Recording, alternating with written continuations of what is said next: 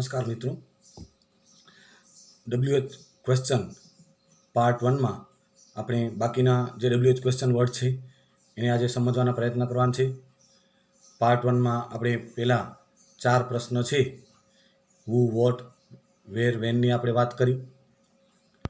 પ્રશ્ન જવાબ બનાવવામાં કે પરીક્ષામાં કઈ રીતે તમને પ્રશ્ન આવે છે એ રીતે આપણે ચર્ચા કરીએ છીએ કે અંડરલાઇન પાર્ટ્સને તમારે એનો પ્રશ્ન કેવી રીતે તમે નક્કી કરી શકો।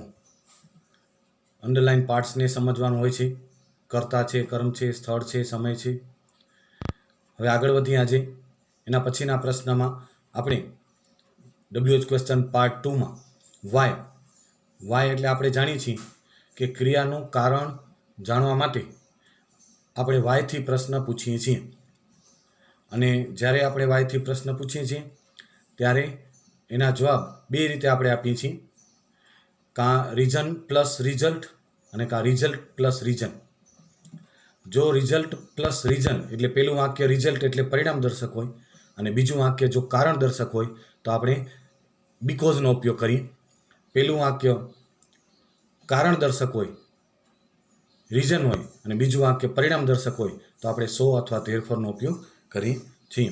એટલે જો તમને અંડરલાઇન પાર્ટ્સ છે એ કારણ કે પરિણામ આપેલ હોય તો આપણે અંડરલાઇન પાર્ટ્સના જે પ્રશ્ન છે એને વાયથી સિલેક્ટ કરવાના છે અને ક્યારે પણ તમને એક્સટ્રેક આધારિત, કમ્પ્રિહેન્શન આધારિત વાયથી પ્રશ્ન આવે તો જવાબ આપણે જવાબ એનો બનાવતા પણ આવડવું જોઈએ।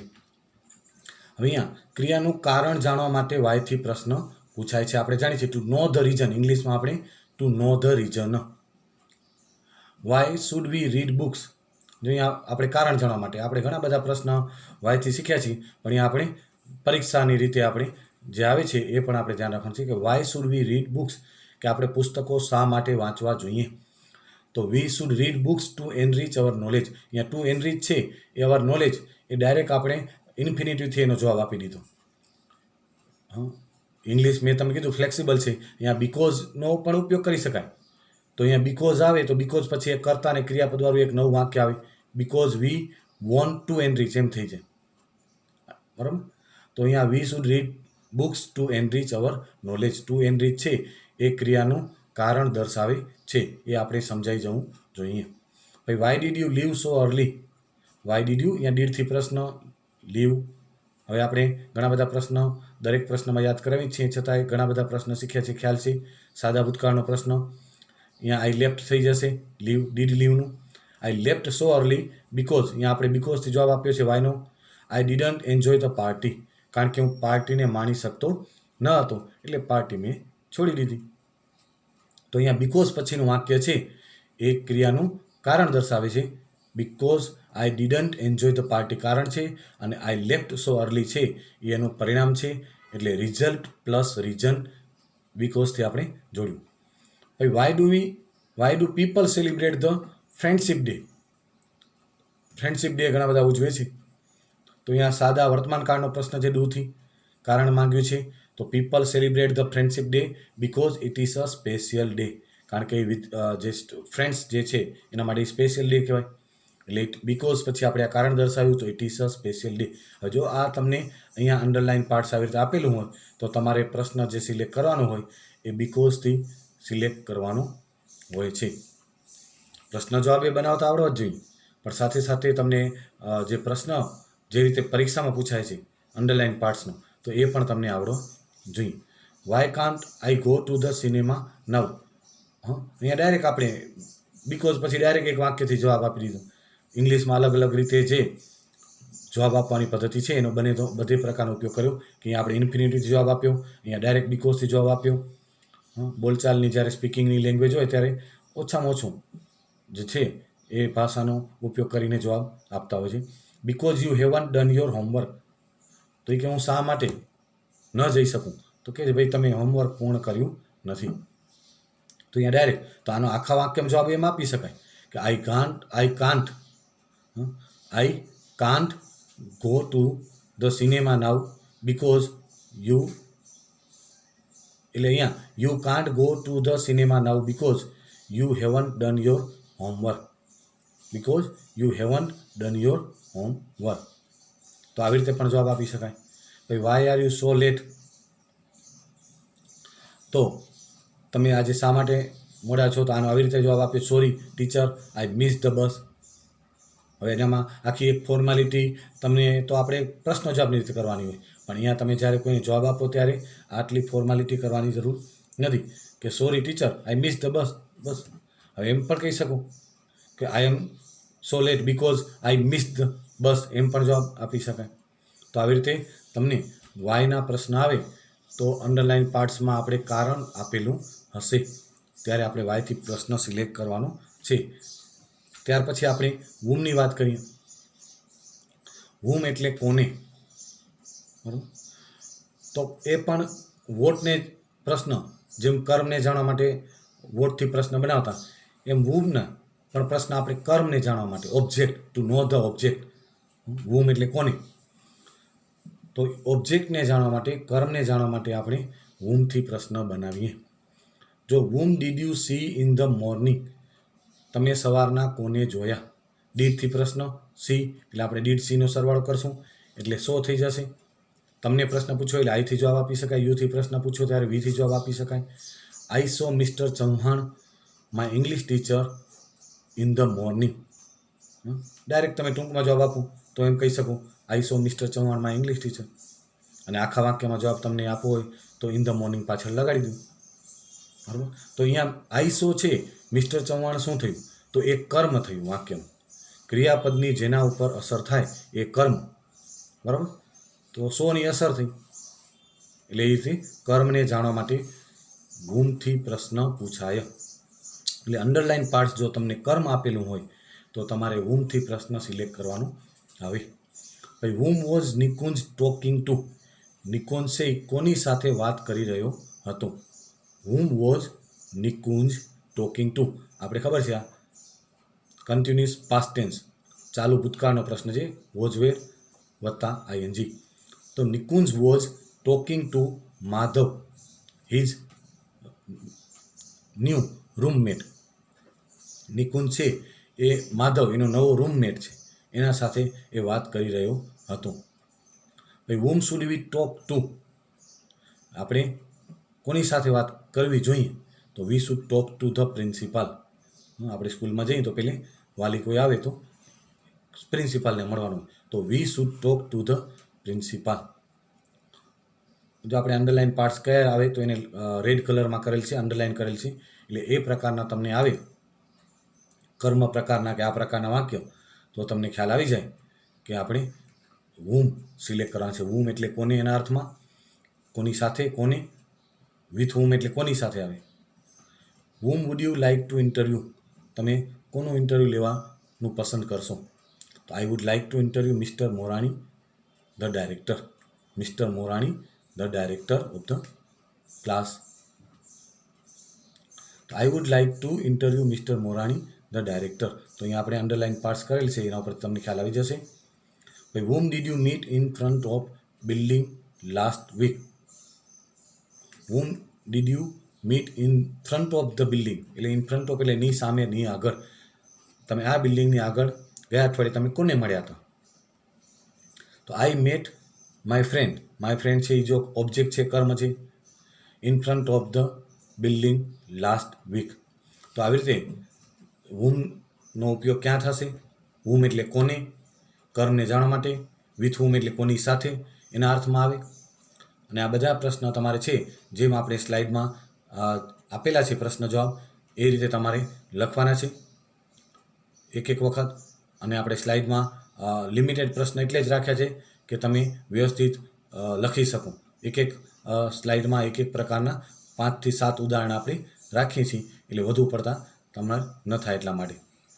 ત્યારબાદ આપણે આગળની વાત કરીએ તો આગળમાં હુઝ એટલે કોનું. હુઝ એટલે કોનું, માલિકી જાણવા માટે, ઓનરશિપ કહેવાય ઇંગ્લિશમાં. કોઈ વસ્તુ વ્યક્તિની માલિકી જણાવી હોય અથવા જાણવી હોય ત્યારે આપણે હુઝથી પ્રશ્ન પૂછીએ, અને કોઈને જણાવી હોય ત્યારે આપણે એપોસ્ટ્રોફી એસ અથવા સંબંધક વિશેષણ my, our, your, his, her, their, its, આ બધાનો ઉપયોગ આપણે કરીએ છીએ. તો માલિકી જાણવા માટે આપણે હુઝથી પ્રશ્ન પૂછીએ છીએ. હવે જો અહીંયા અલગ અલગ રીતે જે પ્રશ્નોત્તરી આવે એની આપણે અહીંયા વાત કરીએ. હુઝ પેન્સિલ ઇઝ ધીસ, કે આ પેન્સિલ કોની છે? Is it yours?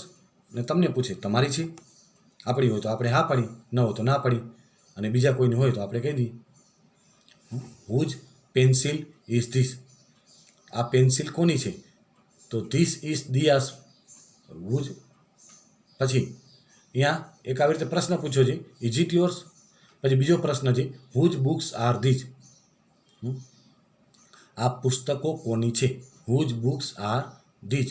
તો આની આપણે પુસ્તકોની માલિકી. હવે જ્યારે હુઝથી પ્રશ્ન પૂછાય ત્યારે આપણે જવાબ આપવામાં બે બાબત ધ્યાનમાં રાખવાની. કાં આપણે કોઈ નામની માલિકી સાથે જ્યારે પ્રશ્નનો જવાબ આપવો હશે ત્યારે આપણે એપોસ્ટ્રોફી એસનો ઉપયોગ કરશું, અને જ્યારે એના સિવાય આપવો હશે ત્યારે આપણે સંબંધક વિશેષણ માય, યોર, હિઝ, હરનો ઉપયોગ કરશું. એટલે હુઝથી પ્રશ્ન પૂછાય ત્યારે આવી રીતે બે રીતે જવાબ આપી શકાય.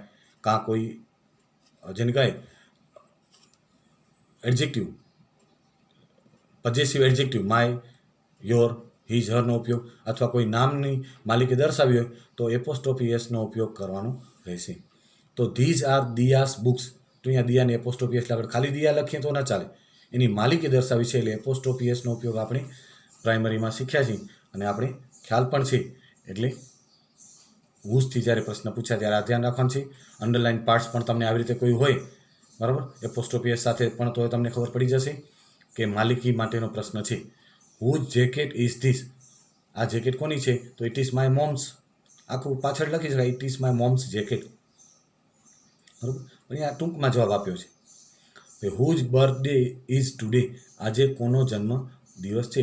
તો ઇટ ઇઝ છે લેનિસ બર્થડે ટુડે. આપણે લેનિસ છે એનું શું કર્યું?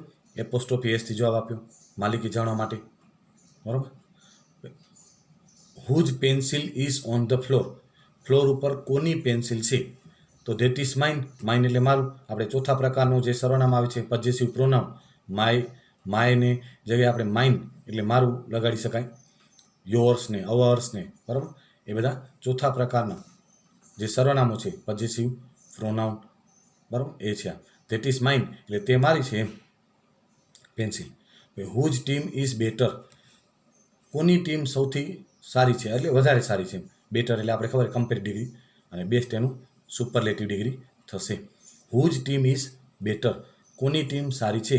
તો Virdas team is better, Virdas team is better, વીરદાની ટીમ બહુ સારી છે. હુઝ બોલ ઇઝ ધીસ, આ બોલ કોનો છે? તો ધીસ ઇઝ માય સિસ્ટર્સ બોલ, આ મારી બહેનનો બોલ છે.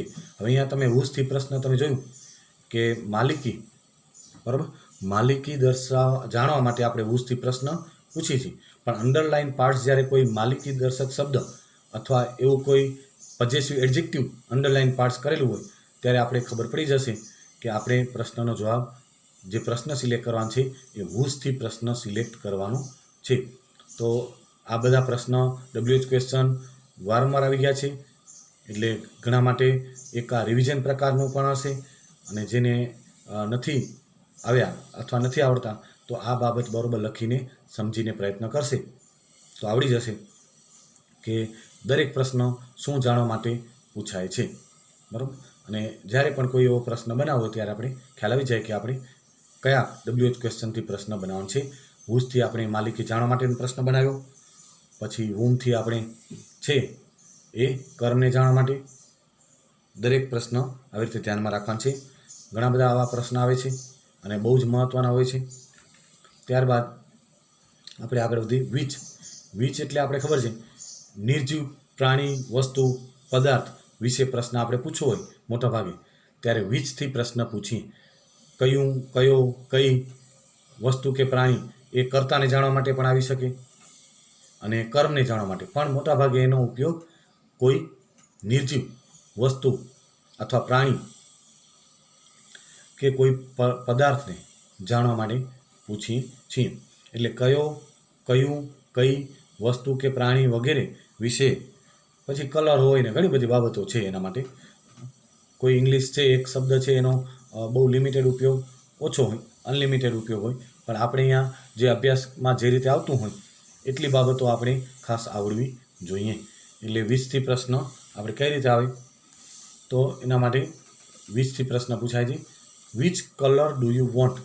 તમને કયો કલર જોઈએ છે? તો આઈ વોન્ટ રેડ વન કે યેલો વન કે પિંક વન કે એવી રીતે આપણે કયું એના સંદર્ભમાં આપણે પ્રશ્ન જ્યારે પૂછવો હોય, વિચ શર્ટ હોય, વિચ બોલ હોય, વિચ મેન હોય કે વિચ હાઉસ હોય, ગમે તે હોય, વિચ સિટી હોય, તો એવી રીતે આપણે એ બાબતમાં પ્રશ્ન પૂછીએ છીએ.